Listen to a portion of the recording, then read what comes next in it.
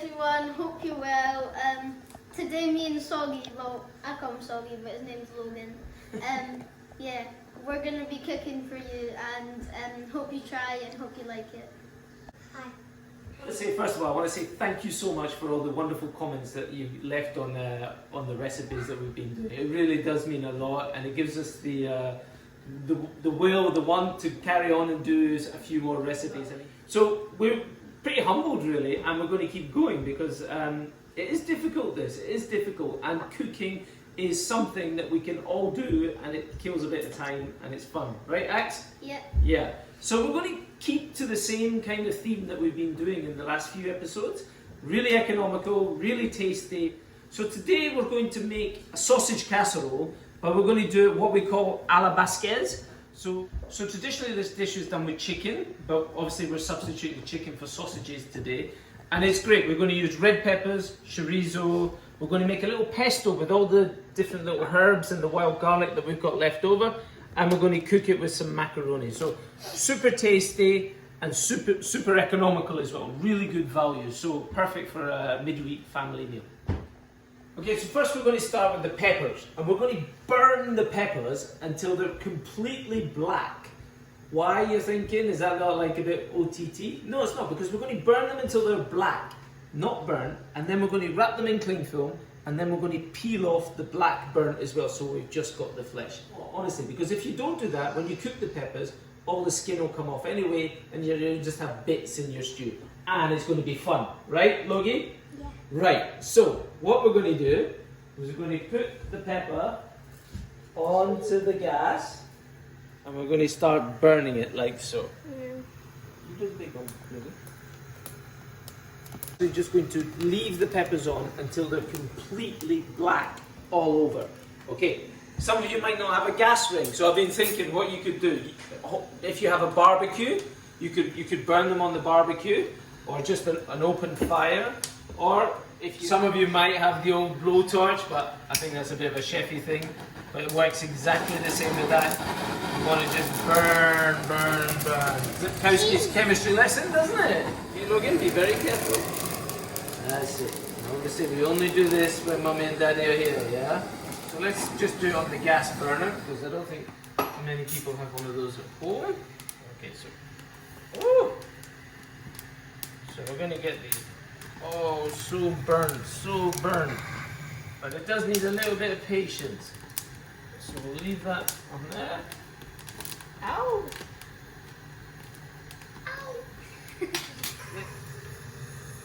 See how black the peppers actually go. So don't be scared if they be like, you think, what's happening? The blacker, the better. So for some of you, that'll be... it's going to make a joke. Some of you are quite used to burning your food, but hey, right. What's really important here is that the peppers are hot. Okay, so carefully. I'm going to show you the first one. Okay, we're going to take the first one carefully over and then into cling film. And then we're going to wrap it up when it's still hot. Look, it's still on fire. Go, go, go, go, go, go, go. Right. Go. Okay. Well done. Okay. Okay. We're going to leave that in there, and we're going to leave that for 5 minutes so that the pepper starts to really sweat in the cling film there. Okay. Peppers, Soggy's dinner.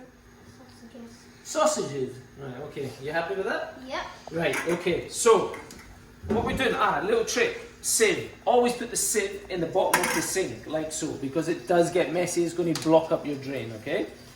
Open up the cling film, and then run the cold water on top.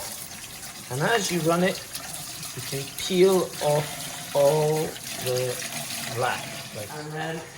Why did you make it black when they were then making it red again? I know, it's clever, isn't it? Because we want to take the skin off, Logan. Take out the pips and all the black, if possible. Do you remember it's going to be hot? Yes. Okay, see you now.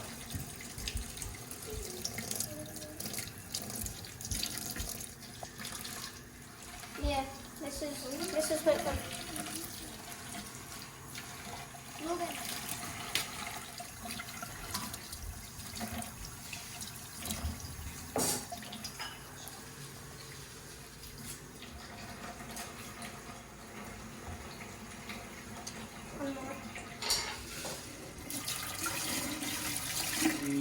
like sausages? Huh? Right, looky there. First of all, I'm going to pop you here, okay? See what I'm doing. Right, so first, I've heated my pan here and I've taken a bigger kind of cast iron pot today, and I'm going to make that, I'm going to seal off the sausages first of all, okay? So we've got a hot pan and we're going to pop the sausages in. These are pork sausages, but you know, you could use beef sausages, you could use venison sausages, lamb. It's exactly the same kind of principle, okay? And of course you could use a vegetarian sausage as well, if there's such a thing. Okay, so you see we get a nice bit of colour on there.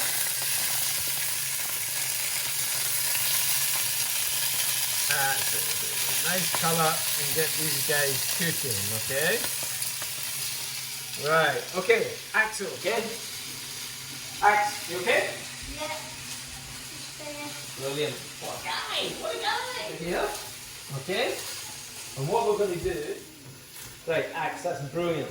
Great work. What we're going to do now, is just cut the little ends off, okay? And we're going to cut the peppers into strips. You can pop them onto the plate. Okay, Rima? Yeah. See when it's like that?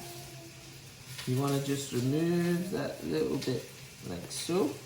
And then, so you've got it nice and flat to work with. So if it's nice and flat, try and cut that into nice strips, Axel. Is that? That's okay. Good. Good. Hey, chef. Hey, chef. Logie, how are the sausages? All going to plan? How are the sausages? Have you been checking them? Liar. Liar. Right. Okay. Right. Okay. So we're going to take these sausages out now that are nicely coloured. This is like what we call a one-pot wonder. Okay. So the idea is that we cook everything in one pot, so no flavour escapes and less washing up, Logie. Throw in chorizo. Now listen, if you don't have chorizo, it doesn't matter. You could use some bacon, you could use some parma ham, you could use whatever. But what I like with the chorizo is that it's going to give that kind of like paprika spice marriage of flavour, which is really good with the red peppers as well. You know, so those are really traditional flavours that go along. Okay, so we're going to cook this up. We'll sweat that off for 2 to 3 minutes. Release all the flavour from the sausage, and then we've got some onion. And I'm just going to prepare some garlic as well, okay? Garlic. How do you make a garlic puree? Cut the garlics in half, and if there's a little germ, we'll just remove that because it does make it a little bit bitter as well. Okay? Now, using your knife, hit the garlic, smash. Okay, but what I want you to do, Logie, okay, so smash the garlic quickly. Using your knife, okay, like so. And then what we do, Logan, if you put a little bit of salt on there, okay, a little bit more, brilliant, okay. And then using your knife, you can puree because the salt will weten the garlic, soften it, and before you know it, you've got a really nice, fresh garlic puree. It takes seconds, but the flavour will be so much better than something that you would buy in a tube or something. And so you can see the colour of the oil now, okay? So you can see it's all the flavour is starting to come out. Worried about the oil as well, because that's going to be really, really tasty. Now, in with the onion. So I just sliced 2 onions there. We are cooking. A bit of salt, a little bit more than it was in the old lasagna yesterday. Anyway, that's it.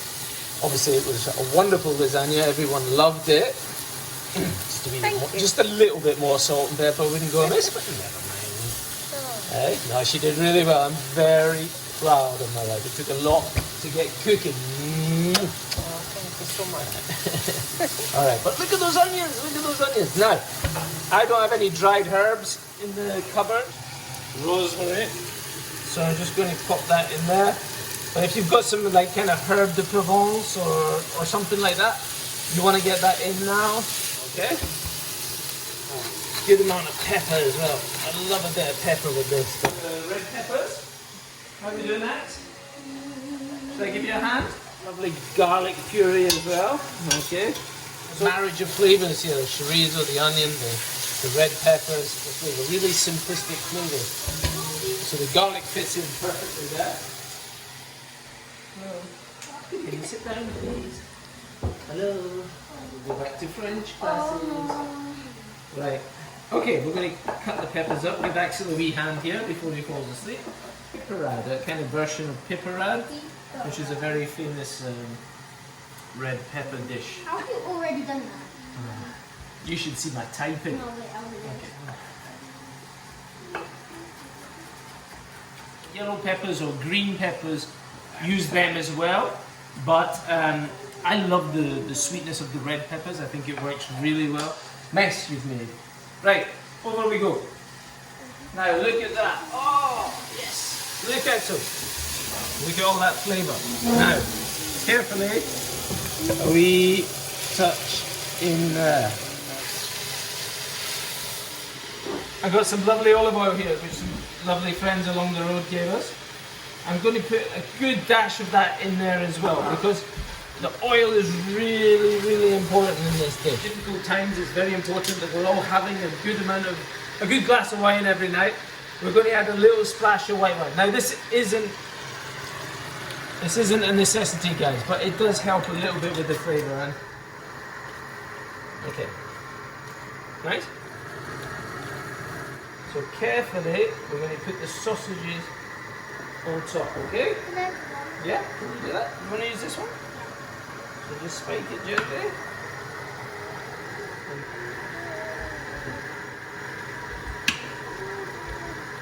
We put the sausages on top, and then here I've just got some chicken stock. Okay, so you know I'm really struggling on a personal level, not having access to all my wonderful fish stocks and chicken stocks. So even this is just a stock cube. But again, if it was vegetarian or you didn't eat pork, this is chicken stock, you just pop that on top. Now, so to make this a one-pot wonder as well, what we're going to do is we're going to braise those sausages for about 15 minutes, okay? And then we're just going to keep an eye on the stock levels in there. Once the sausages are nearly cooked, we're going to actually add some macaronis into the stock there, so that the macaronis will cook in the stock and get all that wonderful flavour. While that's cooking, we're going to learn how to make pesto. Give that a smash. And pesto traditionally is with just basil, but I don't know how it is in your house, but my wife keeps buying these random herb things from the supermarket. So we're going to use up lots of the herbs. We had some of the wild garlic from the other day left over as well, so we're going to add a little bit of that as well. So it's going to be like a herb pesto just now with the garlic. Lovely. Right. And again, traditionally we would use pine kernels in the pesto, but I didn't have any pine kernels because I only came up with the dish just before we came on. But we got some cashew nuts. We'll do exactly the same thing. And that's the thing, honestly, when you look at recipes, guys, you look at recipes and you think, oh no, I don't have this ingredient. 9 times out of 10 it doesn't matter. You can improvise and you can come up with something different. And that's exactly what we're doing here as well. Keep crushing, you man. That's it. How would you make the pesto? That's a good question, and that's a really important question. I don't know, I would probably use something like some kale and blanch the kale and then beat it up like that, and that would hold, give body to the thing. But really good question. Right, kind of puree there. Just because this is small, I'm going to take this out. Now, if you don't have a pesto mozzarella like this, just use your normal blender at home. Follow the same principle. Random little basil. Right, get smashing. Oil in there. Olive oil, extra virgin olive oil. Just to get it moving. Can I have a wee shot just a second? we're going to add a little bit of lemon juice now to keep the nice colour. And we're going to add, we're going to add, you're going to add a little bit of ice cube as well. And this is really good to keep the colour of the pesto. Okay. Nice. Okay, get crushing Rogie. Okay. Excellent. A little bit.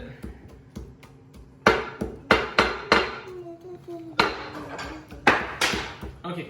Look at one.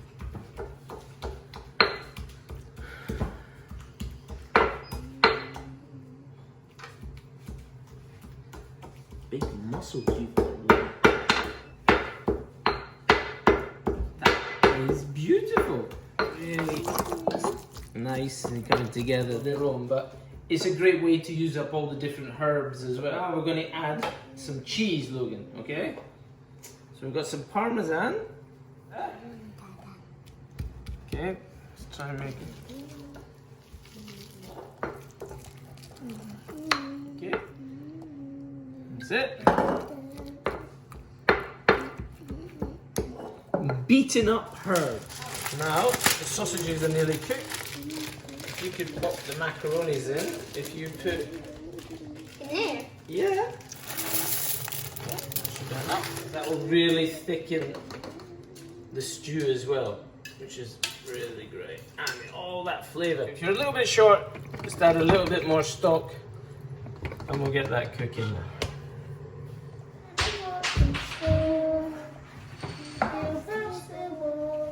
Okay. Oh, we'll pass the ball.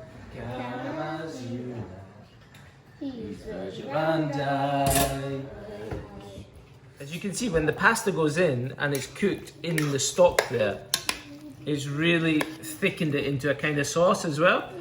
And all that flavour. Okay. So we've got all that rich, lovely flavour. Pasta is going to fill us up. And the wee chorizos. Get that nice sauce. Okay, I've got some of your olives as well, actually. Basil. Alright, we're going to taste? Yeah. Yeah, they're a little bit spicy. Yo! Yo! How are we? We have sausage casserole with chorizo, No, get one. red pepper, and Logan's. What's this called again, Logan? Basil. It's called basil. It's called pesto. What do we use in it? No, whatever. Huh? 30 minutes since you had your lunch. Huh? You must be absolutely starving.